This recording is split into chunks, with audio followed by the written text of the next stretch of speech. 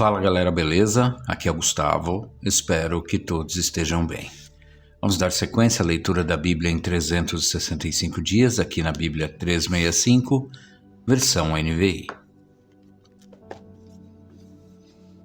Hoje, leitura do dia 22 de junho, leitura de número 173. A porção do Velho Testamento está aqui em 2 Reis 3:1 a 4:17.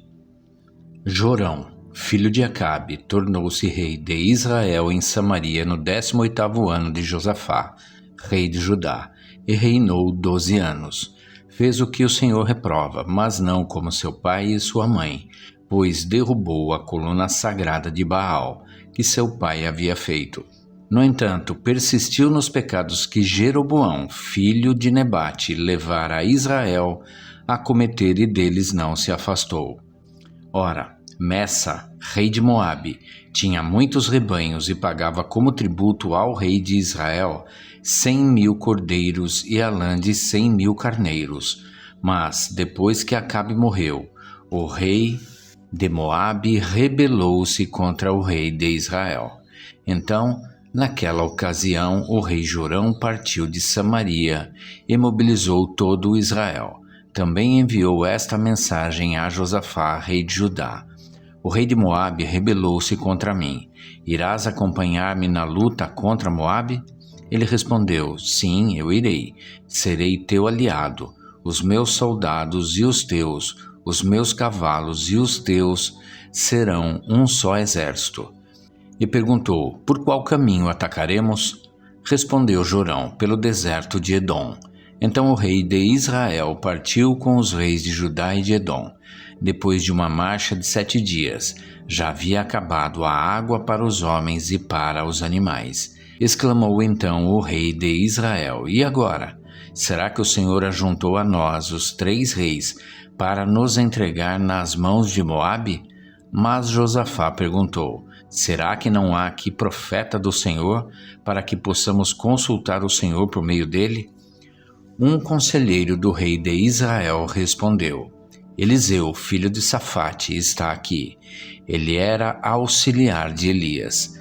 Josafá prosseguiu: a palavra do Senhor está com ele. Então o rei de Israel, Josafá, e o rei de Edom foram falar com ele. Eliseu disse ao rei de Israel: nada tenho que ver com você. Vá consultar os profetas de seu pai e de sua mãe.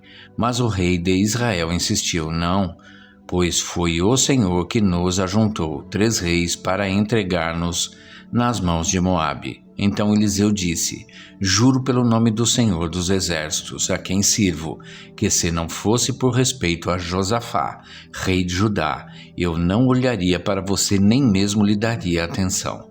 Mas agora tragam-me um arpista. Enquanto o arpista estava tocando, o poder do Senhor veio sobre Eliseu e ele disse: assim diz o Senhor: cavem muitas cisternas neste vale, pois assim diz o Senhor: vocês não verão vento nem chuva. Contudo, este vale ficará cheio de água, e vocês, seus rebanhos e seus outros animais beberão. Mas para o Senhor isso ainda é pouco. Ele também entregará Moabe nas suas mãos. Vocês destruirão todas as suas cidades fortificadas e todas as suas cidades importantes. Derrubarão toda árvore frutífera, taparão todas as fontes e encherão de pedras todas as terras de cultivo. No dia seguinte, na hora do sacrifício da manhã, a água veio descendo da direção de Edom e alagou a região. Quando os moabitas ficaram sabendo que os reis tinham vindo para atacá-los, todos os que eram capazes de empunhar armas, do mais jovem ao mais velho, foram convocados e posicionaram-se na fronteira. Ao se levantarem na manhã seguinte, o sol refletia na água. Para os moabitas que estavam de frente dela, a água era vermelha como sangue. Então gritaram: é sangue! Os reis lutaram entre si e se mataram. Agora ao saque Moabe.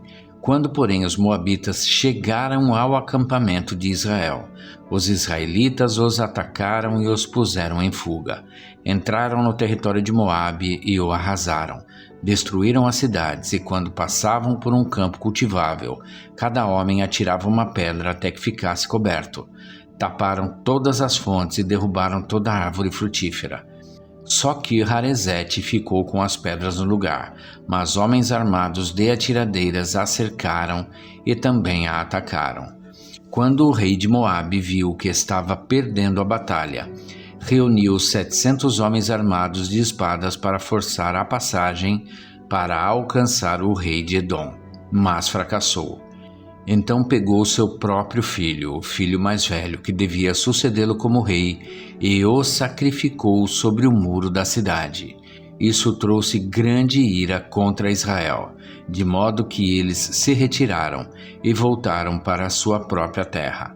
Certo dia, a mulher de um dos discípulos dos profetas foi falar a Eliseu: "Teu servo, meu marido, morreu, e tu sabes que ele temia o Senhor. Mas agora vem um credor que está querendo levar meus 2 filhos como escravos." Eliseu perguntou-lhe: "Como posso ajudá-la? Diga-me, o que você tem em casa?" E ela respondeu: "Tua serva não tem nada além de uma vasilha de azeite." Então disse Eliseu: "Vá pedir emprestadas vasilhas a todos os vizinhos, mas peça muitas. Depois entre em casa com seus filhos e feche a porta. Derrame daquele azeite em cada vasilha e vá separando as que você for enchendo." Depois disso ela foi embora, fechou-se em casa com seus filhos e começou a encher as vasilhas que eles lhe traziam. Quando todas as vasilhas estavam cheias, ela disse a um dos filhos: "Traga-me mais uma." Mas ele respondeu: "Já acabaram." Então o azeite parou de correr. Ela foi e contou tudo ao homem de Deus, que lhe disse: "Vá, venda o azeite e pague suas dívidas, e você e seus filhos ainda poderão viver do que sobrar."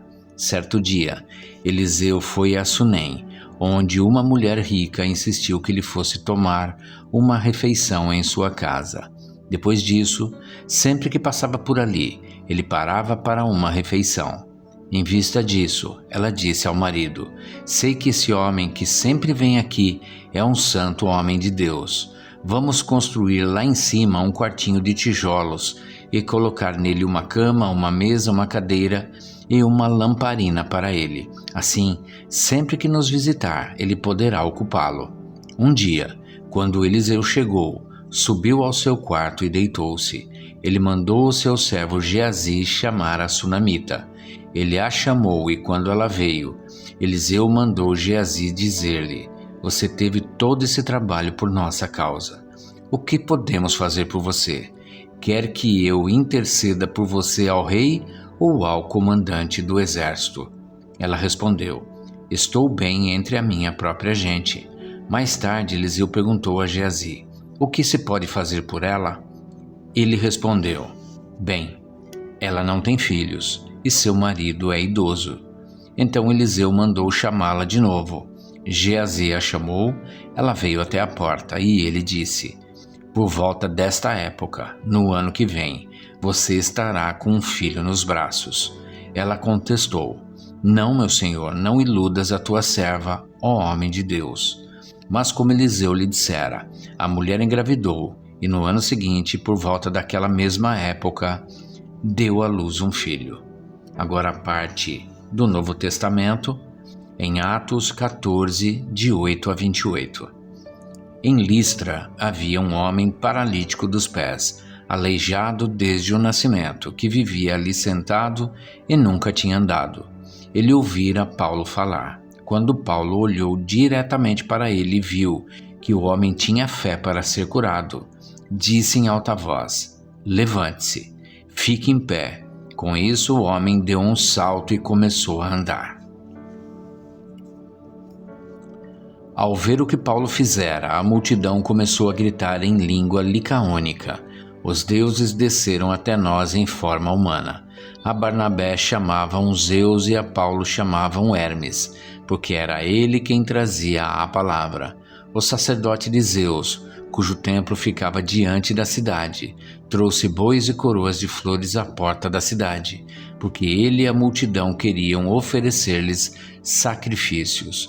Ouvindo isso, os apóstolos Barnabé e Paulo rasgaram as roupas e correram para o meio da multidão, gritando: Homens, por que vocês estão fazendo isso? Nós também somos humanos como vocês. Estamos trazendo boas novas para vocês, dizendo que se afastem dessas coisas vãs e se voltem para o Deus vivo, que fez o céu, a terra, o mar e tudo o que neles há. No passado, ele permitiu que todas as nações seguissem os seus próprios caminhos.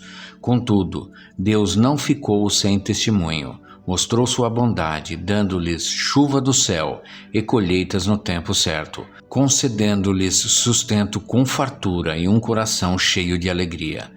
Apesar dessas palavras, eles tiveram dificuldade para impedir que a multidão lhes oferecesse sacrifícios. Então, alguns judeus chegaram de Antioquia e de Icônio e mudaram o ânimo das multidões. Apedrejaram Paulo e o arrastaram para fora da cidade, pensando que estivesse morto. Mas, quando os discípulos se ajuntaram em volta de Paulo, ele se levantou e voltou à cidade. No dia seguinte, ele e Barnabé partiram para Derbe. Eles pregaram as boas novas naquela cidade e fizeram muitos discípulos. Então voltaram para Listra, Icônio e Antioquia, fortalecendo os discípulos e encorajando-os a permanecer na fé, dizendo: é necessário que passemos por muitas tribulações para entrarmos no reino de Deus.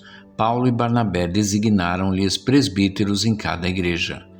Tendo orado e jejuado, eles os encomendaram ao Senhor, em quem haviam confiado. Passado pela Psídia, chegaram a Panfilha, e tendo pregado a palavra em Perge, desceram para Atália. De Atália navegaram de volta a Antioquia, onde tinham sido recomendados à graça de Deus para a missão que agora haviam completado.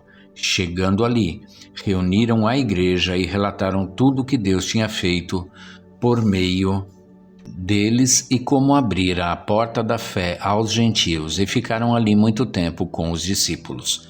Agora parte em Salmos 140, de 1 a 13. Para o mestre de música, Salmo Davídico.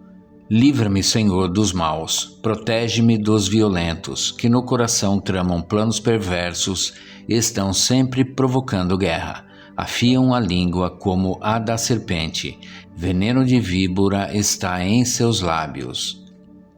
Protege-me, Senhor, das mãos dos ímpios, protege-me dos violentos que pretendem fazer-me tropeçar.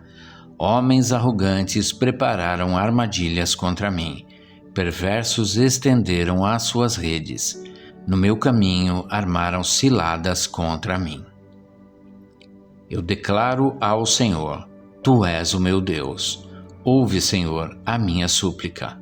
Ó soberano Senhor, meu Salvador poderoso, Tu me proteges a cabeça no dia da batalha. Não atendas aos desejos dos ímpios, Senhor. Não permitas que os planos deles tenham sucesso, para que não se orgulhem. Recaia sobre a cabeça dos que me cercam a maldade que os seus lábios proferiram.